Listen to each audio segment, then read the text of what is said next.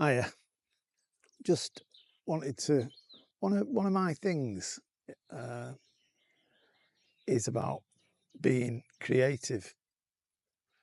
I, I think I'm not sure whether someone said something to me or I read something about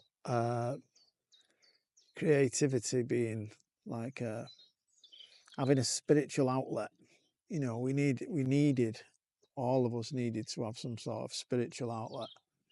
And if you just chase money and uh, stuff, you feel unfulfilled.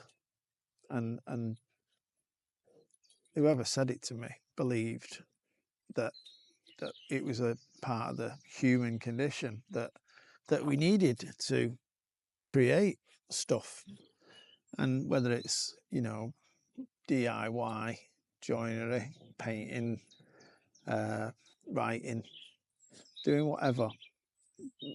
But he thought that music, yeah, anything really, that you were.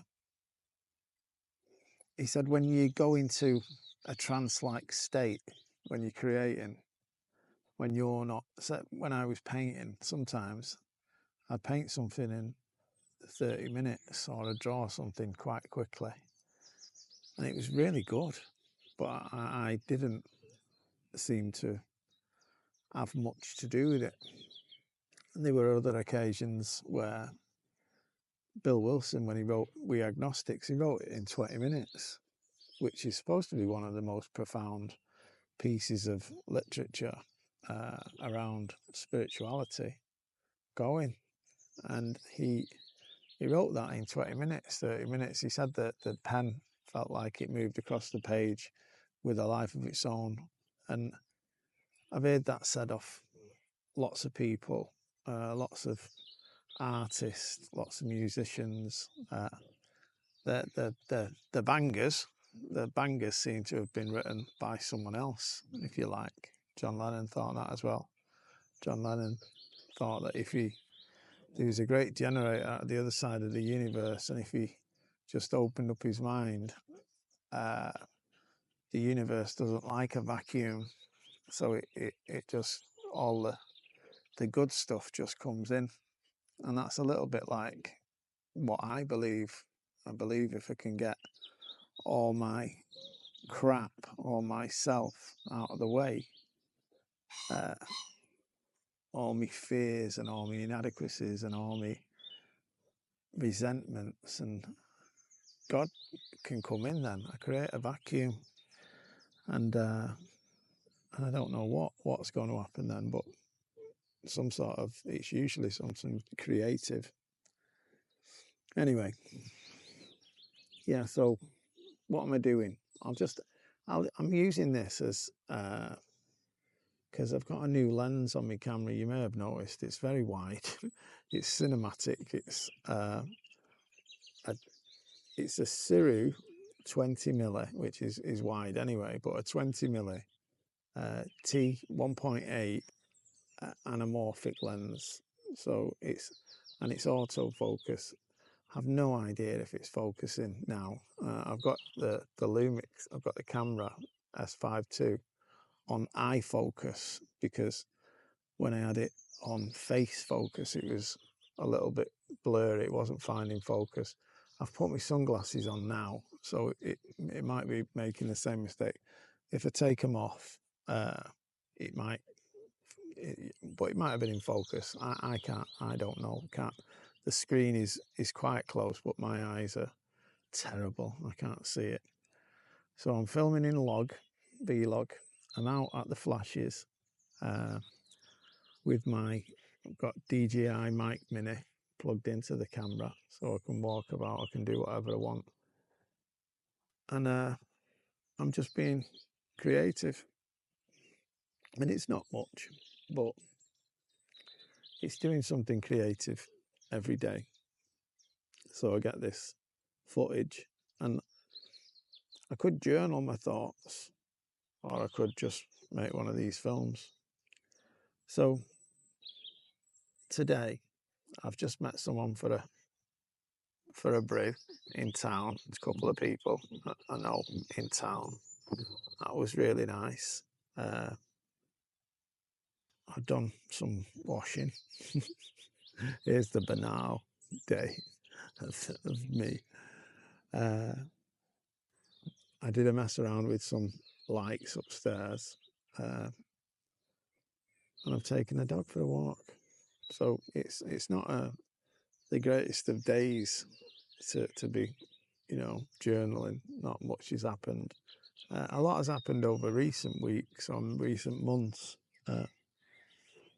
I'm hoping to get going with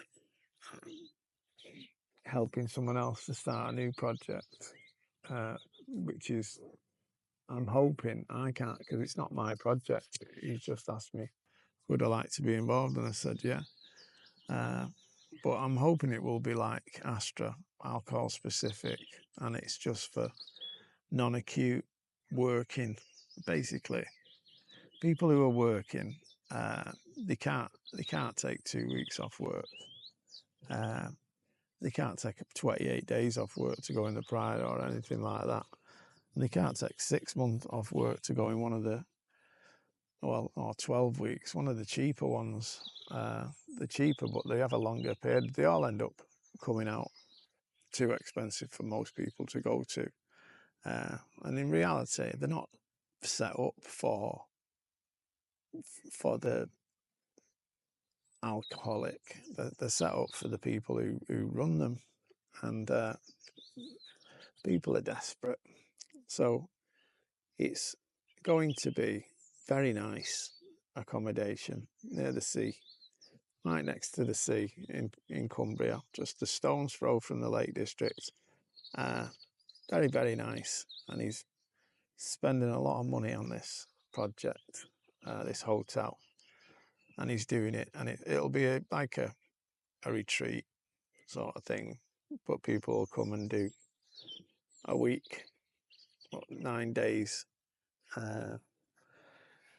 and they can have a period of defogging, as Dr. Silkworth says in the big book.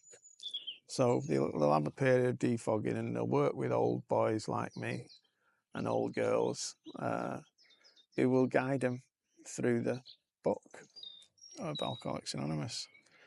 And after 9 days, they will be discharged back to the homes. They will go back to work, but with some supervision. They can come back in the following weekend if they want. Yeah, it's a pragmatic model that costs between 100 and 150 quid a day. So it's an affordable model for everyone, normal drinkers. There might even be people who are sober for a couple of years, even who've never got around to doing the steps, who could have a week out and come and spend a week there. And it's full board, all meals are provided. You've got 10 ensuite serviced apartments, very nice. So yeah, I'm excited about that, very excited about that. The builders are in at the minute. It'll be about 2 or 3 months before that kicks off, and I want to really help with that. Also, I've got a lot of help off another member of the fellowship who is in the same boat as me, really. They've been told that the cancer's back, and there's very little that can be done, but she has got some resources, a lot more than me. So she looked at going abroad and looked at all the different holistic type therapies or alternative therapies for cancer, and eventually found 2 oncologists who basically believe in the metabolic theory of cancer. So they put her on a rigorous diet, a ketogenic diet, low calorie ketogenic diet. So it was restricted, and she did fasting as well to reduce the glucose and stuff like that. Not sure whether she was using the ivermectin or mebendazole as well that blocks the glucamine. But I know she was recently, but I'm not sure whether they. But basically, she spent £1,800 for a half an hour consultation with one of these oncologists, private, and she probably spent a bit more with the two, and they basically didn't say anything more than I've been saying for the last year. And anyway, she got back to me. Well, she phoned me up and told me, well, and funnily enough, I'd started slacking on my regime, and I was feeling it. And her enthusiasm was contagious, and I'm back in good shape now. I just had my scans, and it's stable, but I am gonna reduce the size of it. I'm gonna get into this HBOT stuff, hyperbaric oxygen therapy. I'm going to do 72-hour fast followed by 2 sessions. I'm going to fast from Sunday night, Sunday afternoon, after my Sunday dinner. I'm going to not eat until Wednesday tea time, something like that. Wednesday tea time. And then, but I'm going to do on the Wednesday, I'm going to do that HBOT, that hyperbaric oxygen therapy. And then on Friday, I'll do another session. So that should, he calls it clearing out the dead. So clearing out the dead cells. So the HBOT is great at repairing damaged tissue and helping your own immune system, your own platelets and your own white blood cells. I don't know what I'm talking about here, but your own, the human body's own self-defenses. It increases their effectiveness, and once you've weakened the cancer cells by limiting its food or energy source, which is glucose, you can boost your normal cells or your good cells with oxygen, so make it like super powerful, and then your own body will start fighting the cancer. That's the theory anyway. So cancer doesn't use oxygen for power or for energy like every other thing, every other cell in your body. So if you do hyperbaric oxygen therapy, it doesn't increase the power of the cancer, but it does increase the power of your healthy cells because they are using oxygen. So it's good. It's like I think once I start getting into that properly, we'll start seeing real shifts in the way the tumours are melting away. That's what it'll look like. But that's in the, it's very sunny. I should put my sunglasses back on.